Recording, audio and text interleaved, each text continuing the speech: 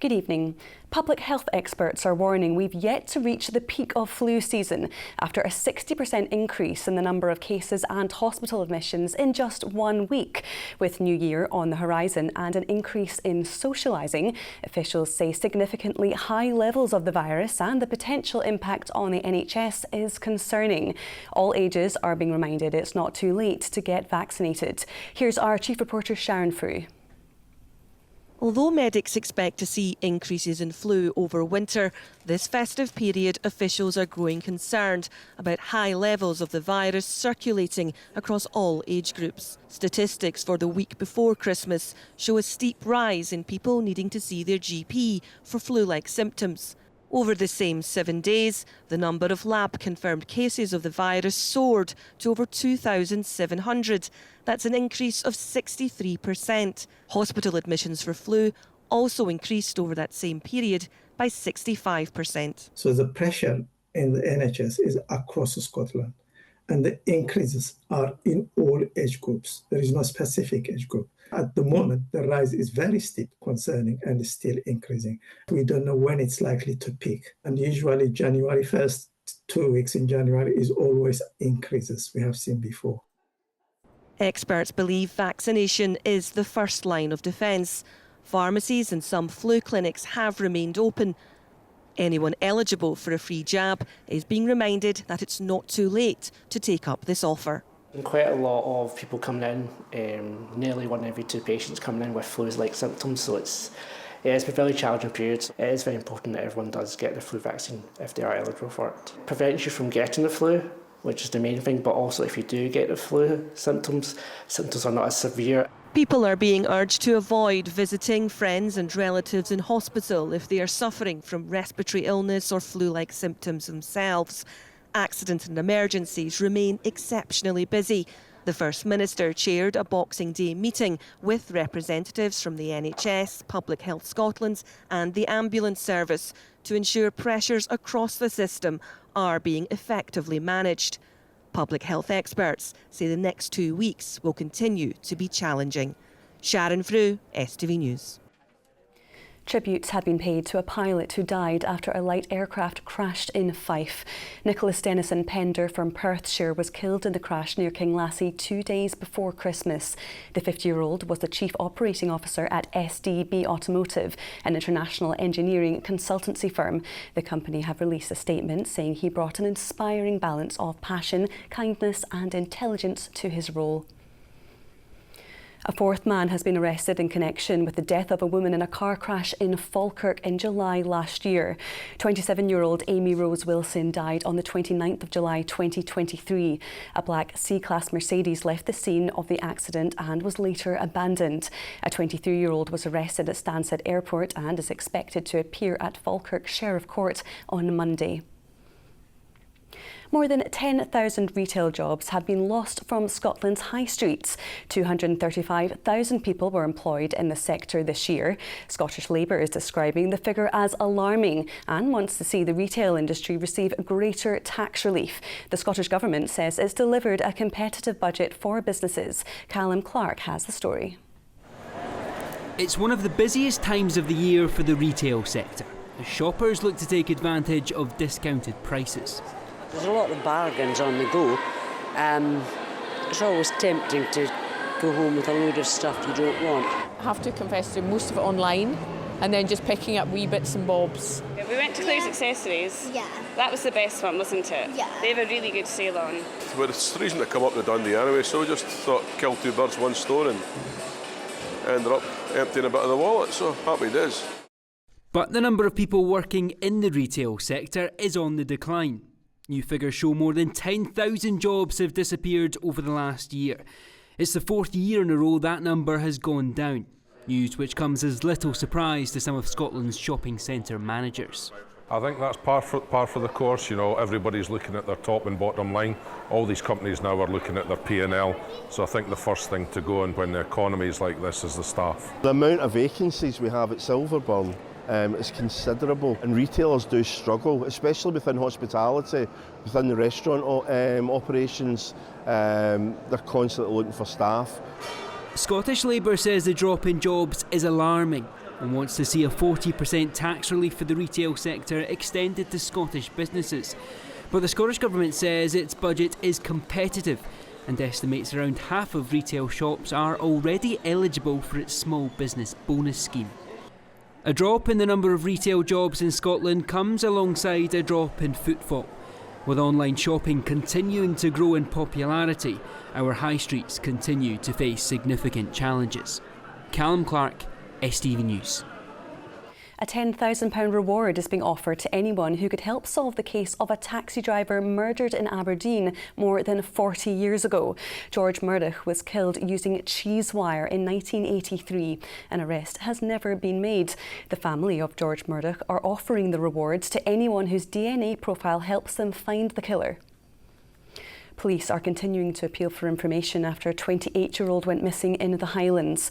Mark Drossel travelled from London to Aviemore on the 12th of December. He was last spotted around 3 p.m. on Christmas Eve in the Annagach Woods area of Grantown. He's described as white, around 5 foot 9 inches tall, wearing a black puffer jacket and carrying a blue rucksack. Police say they are becoming increasingly concerned for his well-being.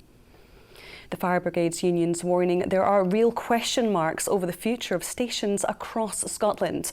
The union has described the service's estate as crumbling and says there's a backlog of necessary building repairs and upgrades. It's raising concerns about the safety and well-being of firefighters. The Scottish Government says it's increased the fire service's budget by nearly £19 million. Without increased funds, there's real question marks over the future of some fire stations in Scotland. I mean, we have many members working in stations that are just wholly unacceptable in terms of the standards there. They're either just well past their expected use by dates, or they have facilities that just don't even address the basic welfare needs of our members, or some of the safety aspects in terms of fire contaminants and decontaminating members from them. So there's some real challenges ahead, and it's only going to be addressed through investment. Fishing leaders are warning of a potential food crisis if their sector isn't better supported in 2025. The Scottish Fishermen's Federation say their members are facing big pressures from the offshore wind sector and government policy. But both the UK and Scottish governments say they're doing what they can for the industry and they'll work with fishermen in the coming year. Hayley Boma has more. The UK wants to become a world leader in offshore renewable power, more than doubling the amount of energy due to come from offshore wind farms by 2030. But fishing leaders have concerns over what that could mean for Scottish fishermen. We're increasingly of a view that it's going to be impossible for the fishing fleet to coexist with floating offshore wind, and we are concerned that the government does not appear yet to have really grasped this and prepared to do anything about it. So this is something that we really need to have far more rigorous and serious conversations with both the government and developers about in 2025. It's the latest warning from the Scottish Fishermen's Federation, who've been outlining their priorities for 2025. Next year will also mark a year closer to the end of the current UK-EU Trade and Cooperation Agreement following Brexit. As the UK government moves towards wishing to reset its relationship with the EU, we want to be absolutely crystal clear with government that they must not be making concessions on access to fishing waters or quota shares to achieve other things for the UK. So these are two really big significant issues for us in the year that lies ahead. The UK government said they'll push for the best possible opportunities for the British fleet in 2025 and beyond, while Scottish ministers said they're working closely with the fishing sector and the offshore wind industry to balance priorities. Despite the challenges, leaders say big opportunities remain for the fishing fleet, but warn policy plays a key role in them doing that. Hayley Boma, STV News. Now to sport, and with all the reaction from yesterday's dramatic Edinburgh derby, plus the rest of the Boxing Day action, here's Jamie Borthwick.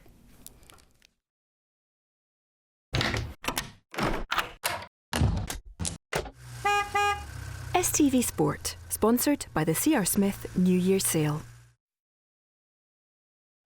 Derby Day joy as Hibs ended a 5-year wait to taste victory over their oldest rivals at Tynecastle. Match winner Dwight Gale expects to call time on an illustrious career at the end of the season and insists that this will be a moment he'll savour for years to come. What it means to the fans, I think there's not going to be many more. Like such a big derby, and obviously to score the winner definitely going to be one of my favourites to look back on. Hibs took an early lead in the clash through Kai Rose's own goal before being pegged back just before half-time as Rocky Bushiri also netted at the wrong end.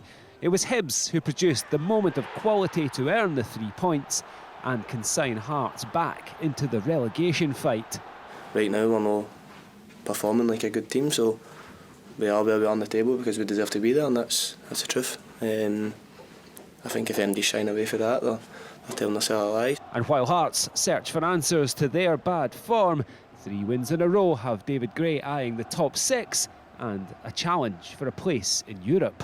100%, we need to keep moving forward, but we still can't rely on thinking we've just turned the corner. We need to keep improving, need to keep getting better, keep working on these areas that we need to improve, and guard against complacency. It's up to us as a group to change that. There's, we can talk about it, but the only way to change that is by producing better on the pitch. You can't feel sorry for yourself. Rangers slipped 12 points off the top of the league after losing at St Mirren. The hosts led from the penalty spot through Ocean Smith before Danilo's equaliser. St Mirren claimed victory when Caelan Boyd-Munn struck in injury time to pile pressure on Ibrox boss Philippe Clement. Earlier in the day, Celtic cruised to a 4-0 win over Motherwell. Arnie Engels had opened the scoring for the league leaders before second-half goals from Dyson Maeda, Nicholas Kuhn and Reo Hatate. Aberdeen now have just 1 win in 9 after Kilmarnock cruised to a 4-0 win at Rugby Park.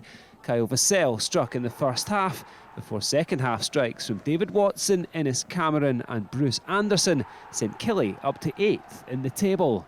Dundee United have closed the gap on 3rd place to 8 points after coming from behind to win at McDiarmid Park.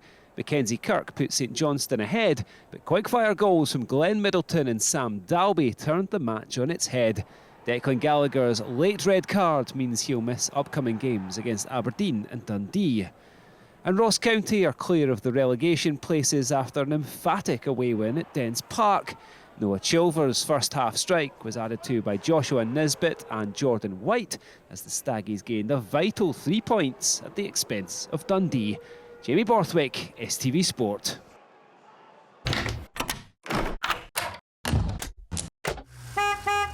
STV Sport, sponsored by the C.R. Smith New Year Sale. Now here's Sean with the weather. Wet by the coast, with a high chance of sun and splashing. TUI sponsors STV Weather. A very good evening to you. Hopefully you had a lovely Christmas. Of course, the warmest Christmas morning on record, and it has remained very mild for the time of year, but changes afoot for New Year. First footing. Colder air coming in for our first foot, and perhaps a little bit of snow across northern parts in the first couple of days of 2025. So yes, a week late, but yes, we'll get some snow in northern parts in a few days' time. But for the time being, still remaining very mild out there, cloudy, still damp across northwestern parts as well. And those temperatures, overnight values. Now, the daytime values should be about 6 or 7 degrees Celsius, but overnight tonight, still 8 or 9 degrees Celsius. A little bit chillier by the end of the night, parts of the North Highlands. Now, the outbreaks of rain we've got across the Northwest Highlands at the moment, slowly sinking its way southwards during tomorrow. So we'll see some outbreaks of rain coming in across Glasgow, around likes of Inverclyde, North Lanarkshire, South Lanarkshire, Ayrshire, and stretching across Stirlingshire, Fife and Edinburgh. So quite a damp day to come here tomorrow as that weather front sinks southwards. It still remains mild here, 10, 11 degrees Celsius, a little bit fresher across northern parts with some sunny spells, but a good scattering of showers in the far northwest and also rather windy as well. Now, some heavy rain to come southwards during Sunday and also Monday, but it's behind that we start to see that colder air dig in, and as I say, into the first couple of days of 2025, the risk of some snow. Bye-bye. TUI sponsors STV Weather. Okay, that's all from us for this evening. We're back tomorrow at 10 to 6 from all of us here. Do enjoy the rest of your evening. Bye for now.